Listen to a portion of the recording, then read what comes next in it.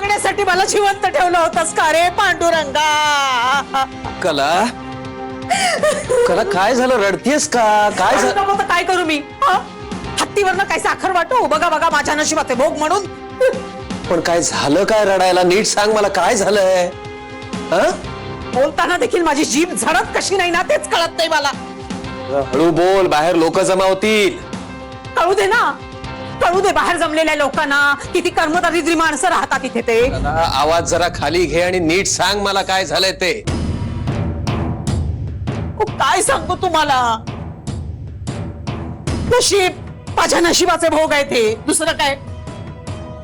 माझ्या हातून असं काय पाप घडलंय ना मला कळत नाहीये. माझ्या आयुष्यभराची पुंजी होती ती, अशी जपून ठेवली होती मी. गेली. कसली पुंजी? काय, कुठे गेली? काय बोलतेस तू कला? चोरापोरी गेली हो, चोरापोरी गेली. उडद्याने कसा डाव साधला. आपल्याकडे चोरी झाली? काय चोरीला गेले? चोरण्यासारखं आहे काय आपल्याकडे? फाटके खिसे आणि गळकी भांडी, ते चोरून काय करणार होता तो? त्यानं डाव साधला हो. आता मी काय करू? कशाकडे बघून दिवस काढू?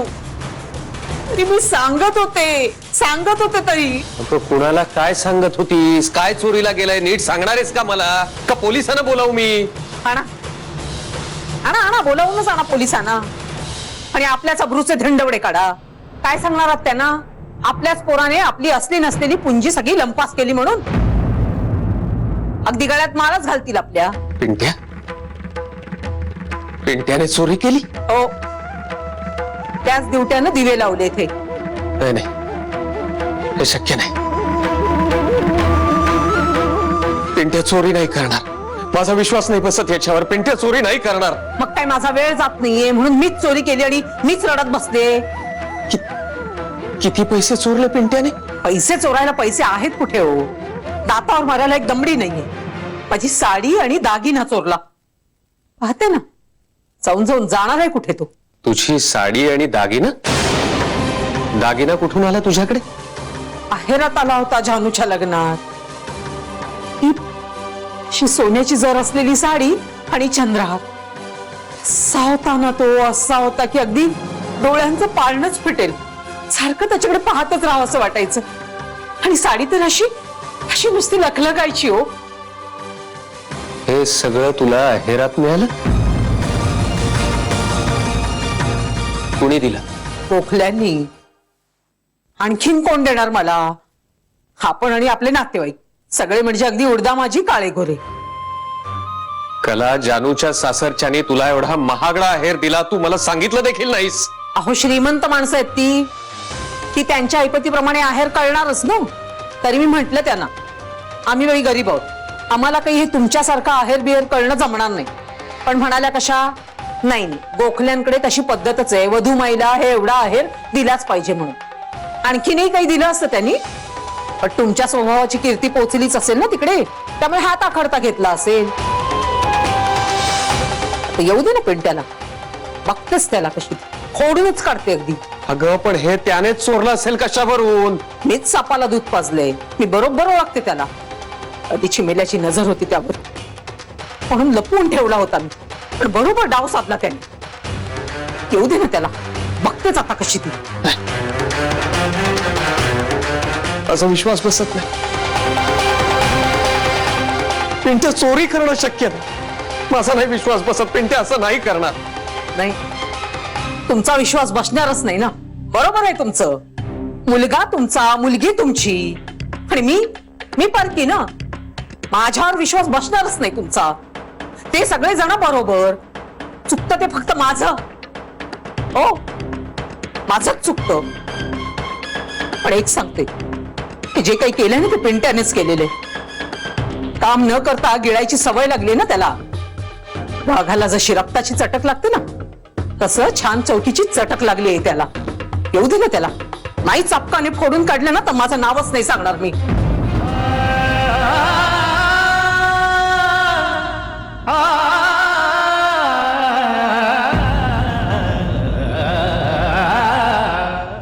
मॅडम, जहागीरदारांबरोबरचे जे रेट्स आहेत ते आपल्याला थोडेसे रिवर्क करावे लागणार आहेत.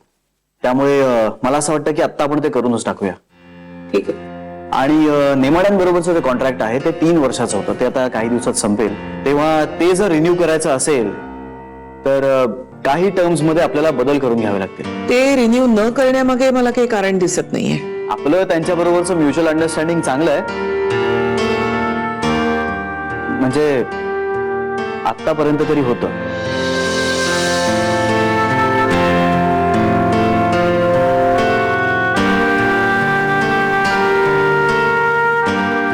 ठीक आहे.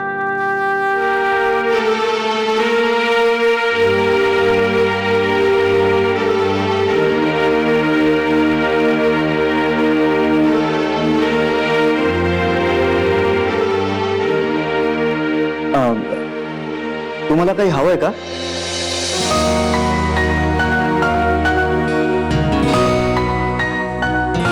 नाही, काही नकोय. ऑलराईट, मग ह्यांच्या बरोबरची मीटिंग जरा लवकरात लवकर व्हायला हवी. का लवकरात लवकर का?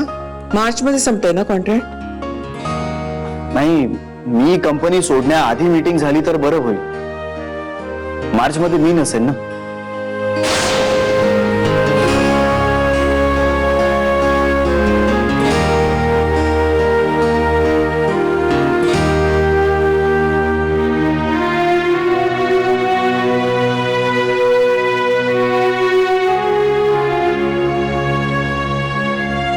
मला असं वाटतं की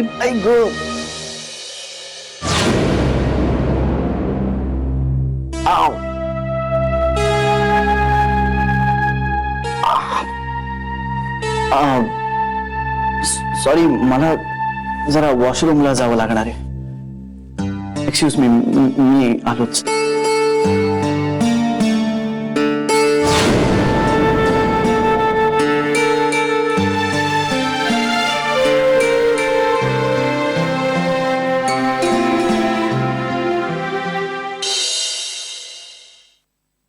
पण यासाठी तुम्हाला ऍड्रेस प्रूफही सबमिट करावं लागेल. इलेक्ट्रिसिटीची बिलं आहेत, गेल्या 3 महिन्याची चालतील. आणि फक्त मॅरेज सर्टिफिकेट लागेल का नाही हे मी जरा चौकशी करून सांगते. मला 2 मिनिटं द्या. चालेल ना. Sir good morning. 1 मिनिट.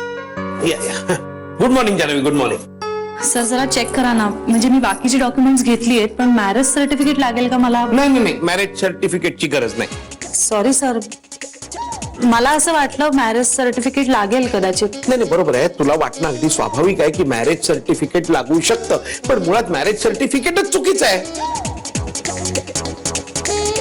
म्हणजे सर म्हणजे बघ ना, आपल्याला सर्टिफिकेट का देतात आठवून बघ. म्हणजे अभ्यासात पहिलं आलं तर सर्टिफिकेट देतात, किंवा पळण्याच्या शर्यतीत पहिलं आलं तर सर्टिफिकेट देतात, गेला बाजार फॅन्सी ड्रेस मध्ये नंबर आला तर सर्टिफिकेट देतात. कोणतीही चांगली गोष्ट केली की अभिमानानं मिरवण्यासाठी सर्टिफिकेट देतात.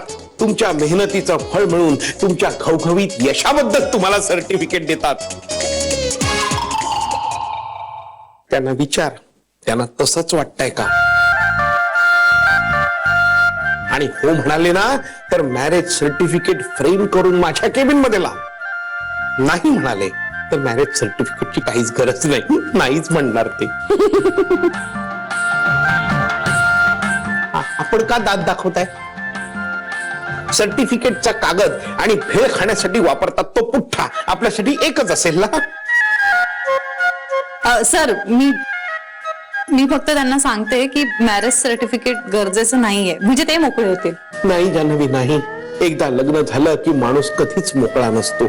तो मोकळा श्वास घेऊ शकत नाही, मोकळा बोलू शकत नाही, मोकळा विचार करू शकत नाही. यांच्यासारखी सुदैवी माणसं फार कमी, ज्यांना कधी विचारच करावा लागत नाही. जाऊ दे, एखाद्याच्या व्यंगाबद्दल आपण किती बोलायचं नाही का, मरू दे. मी काय घोडा मारलाय का यांचा? बॉस आहेत ते आपले. मी हे ठेवून घेते, तुम्ही इलेक्ट्रिसिटीची बिलं सबमिट करा. थँक्यू. आभारी आहे. मग का टपलेले असतात माझा अपमान करण्यासाठी? मी आज सकाळपासून एकही चूक केलेली नाहीये. कधीच करू नकोस, म्हणजे ते खुश होतील. गीता, आपले सिनियर्स आपल्याशी कसे वागतात हे बरेचदा आपल्या काम करण्याच्या पद्धतीवर अवलंबून असतं. तू त्यांचीच बाजू घेणार, चमची कुठली. अरे गप्प बस, त्यापेक्षा काम करायला शिक.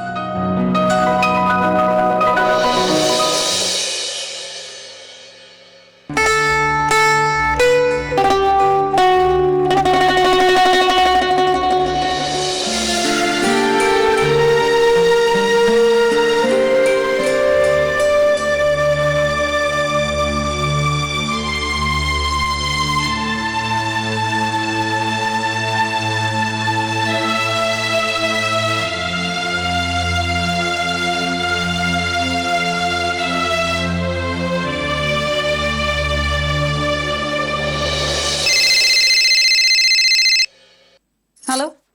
हा जान्हवी, मी बोलतेय. हा याची बोला. तू खूप गडबडीत नसलीस तर बोलायचं होतं. तुमच्याशी बोलायला कधीही मोकळी असते, बोला ना. जरा विचित्रच झालंय हे सगळं. काय झालंय? नाही मला कळत नाही. ऑफिस मध्ये काही नाही म्हणजे तुला हे माहित असायला पाहिजे. कशाबद्दल?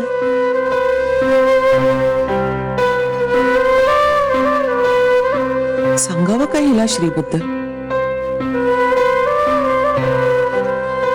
तुझ्या आईनं ती साडी आणि तो चंद्रहार परत पाठवलाय.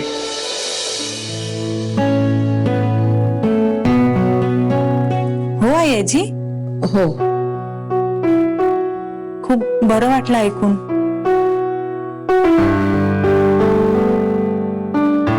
आयाजी, अजून काही सांगायचंय का? हो म्हणजे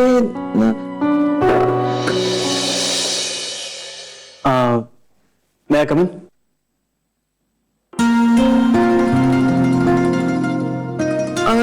ते नंतर बोलता येण्यासारखं आहे. मी नंतर फोन करते. हो.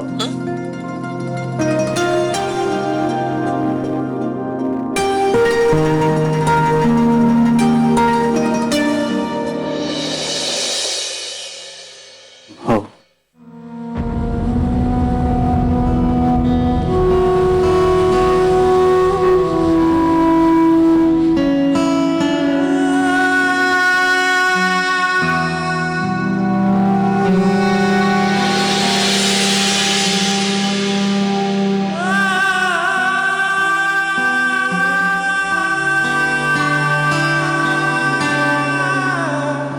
तुमचं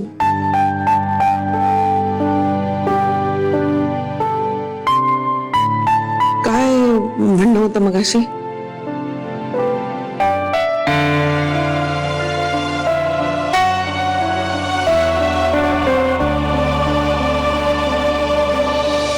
कसं सूड उगवल्यासारखं वागलं कळतं. माहित नाही कुठल्या जन्मात मी हे असलं पाप केलं होतं. हा ना एक दिवशी स्वतःही बुडेल आणि आपल्यालाही बुडवेल.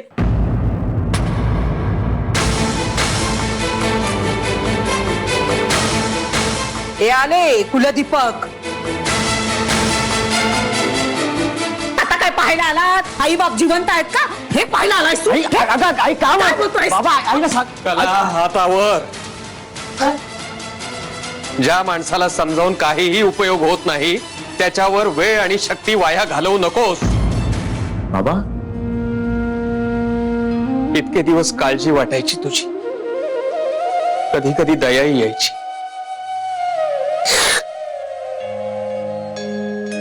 पण आज पहिल्यांदा तुझा बाप असल्याची लाज वाटते मला. बाबा काय केलंय मी?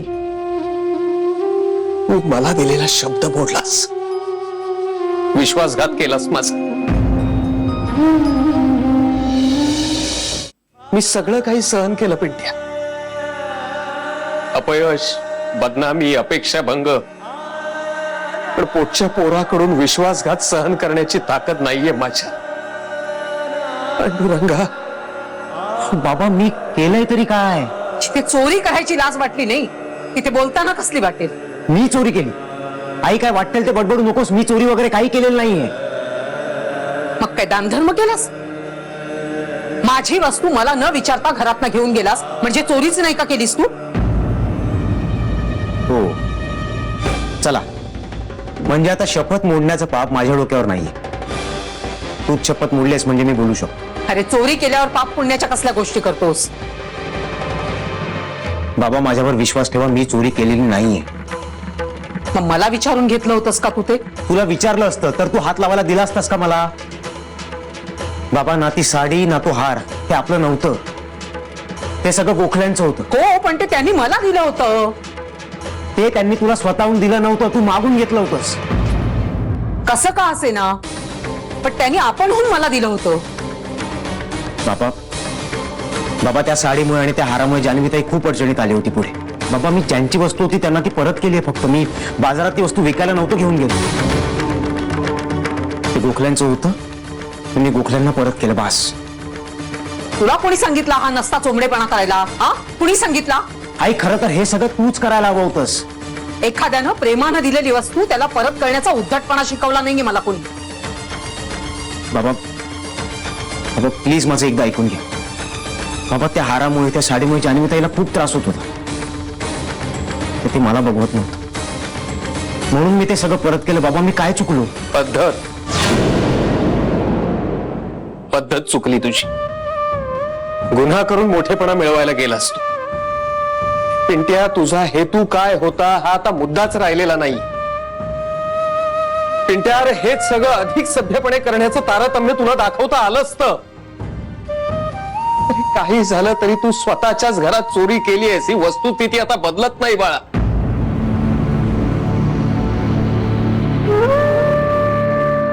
बाबा बाबा कसं सांगू तुम्हाला मी? कसंही सांगितलंस तरी वस्तुस्थिती बदलणार आहे का पिंट्या? बाबा मान्य, मला मान्य त्या सगळ्या गोष्टी मी आईला न सांगता गोखल्यांकडे जाऊन परत केले. पण तुम्हाला वाटते तशी चोरी नाहीये ही. मला वाटते तशी नाही. मग कशी आहे कशी चोरी? कशी आहे चोरी? नाही मला असं म्हणायचं होतं की बाबा तुम्ही प्लीज एकदा शांतपणे या सगळ्या गोष्टींचा विचार करा. तुम्हाला पटेल की तुम्ही जेवढं म्हणताय तेवढा चुकीचा नाही वागलोय. हे बघ बाबा, मी पापभिरू माणूस आहे. माझ्या लेखी चोरी हा गुन्हा आहे. मग ती कशा प्रकारची होती यामुळे त्याचं गांभीर्य बदलत नसतं. पण बाबा त्या वस्तू आपल्या नव्हत्याच. अरे पिंट्या गाढवा, ही एवढी अक्कल तू जर अभ्यासात वापरली असतीस ना तर नक्कीच पास झाला असतास. पण नाही, आई वडिलांना सुख लागेल ना, असं काही वागलास तर पाप लागेल ना तुला. ठीक आहे बाबा, माझं चुकलं असेल तर मला माफ करा. मी तुला माफ करायला असमर्थ आहे बाबा. मुळात पुन्हा पुन्हा चुका करणाऱ्या माणसाला पुन्हा पुन्हा माफ करणं हीच मोठी चूक आहे. असमर्थ आहे मी तुम्हाला माफ करायला. पांडुरंगा, या चौरे बाबा असल्या माणसांपासून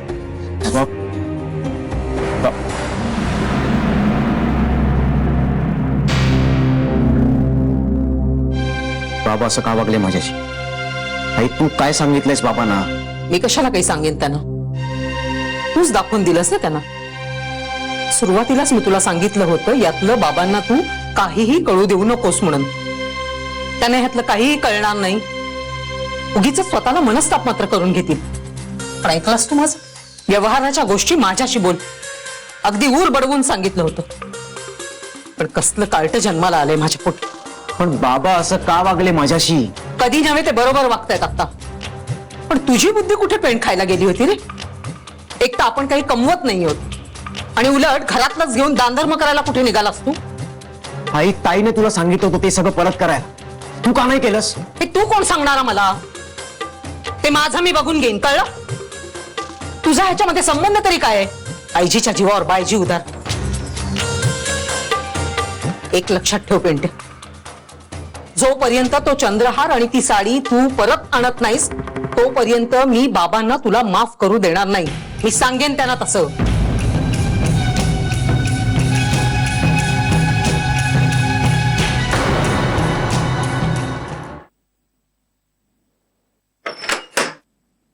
हाय.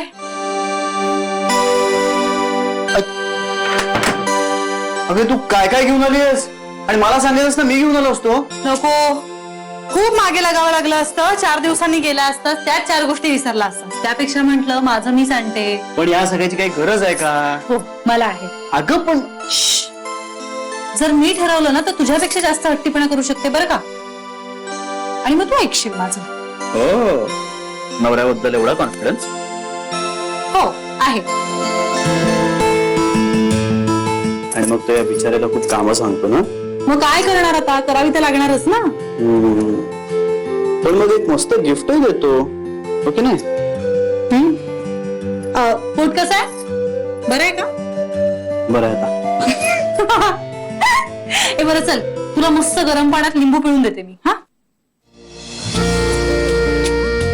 त्यापेक्षा माझ्या जवळ थांब, आपोआप सगळं बरं वाटतं. आणि मग थोड्या वेळाने भूक लागेल, त्याचं काय?